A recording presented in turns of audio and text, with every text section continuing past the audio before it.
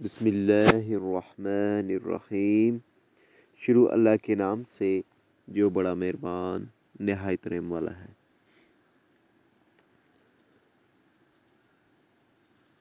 حضرت ابو ہریرہ رضی اللہ تعالیٰ عنہ سے روایت ہے کہ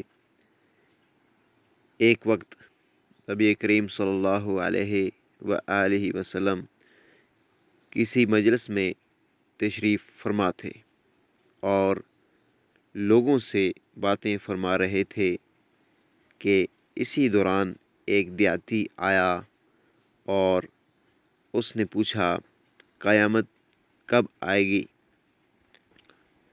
آپ صلی اللہ علیہ وآلہ وسلم برابر گفتگو فرماتے رہے تو لوگوں میں سے کسی نے کہا، اس دیہاتی نے جو کہا ہے وہ آپ نے سن تو لیا ہے، لیکن اسے آپ صلی اللہ علیہ وآلہ وسلم نے پسند نہیں فرمایا۔ اور بعض نے کہا کہ آپ صلی اللہ علیہ وآلہ وسلم نے اس کی بات سنی ہی نہیں ہے، یہاں تک کہ جب آپ صلی اللہ علیہ وآلہ وسلم نے اپنی بات مکمل فرما لی تو فرمایا، قیامت کے بارے میں سوال کرنے والا کہاں ہے؟ اس دیہاتی نے کہا، میں حاضر ہوں یا رسول اللہ۔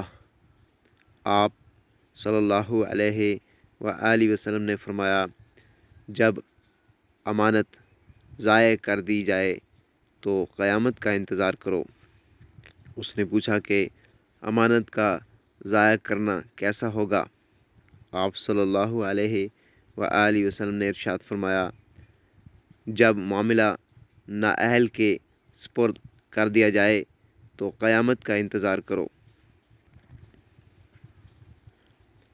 حضرت ابو ہریرہ رضی اللہ تعالیٰ عنہ سے روایت ہے کہ نبی کریم صلی اللہ علیہ وآلہ وسلم نے ارشاد فرمایا، حکمران جب تمہیں نماز پڑھائیں گے، پس اگر وہ درست پڑھائیں گے تو تمہارے لیے بھی اجر ہے، اور اگر وہ غلطی کریں گے تو بھی تمہارے لیے اجر ہے، اور غلطی کا وبال ان پر ہوگا۔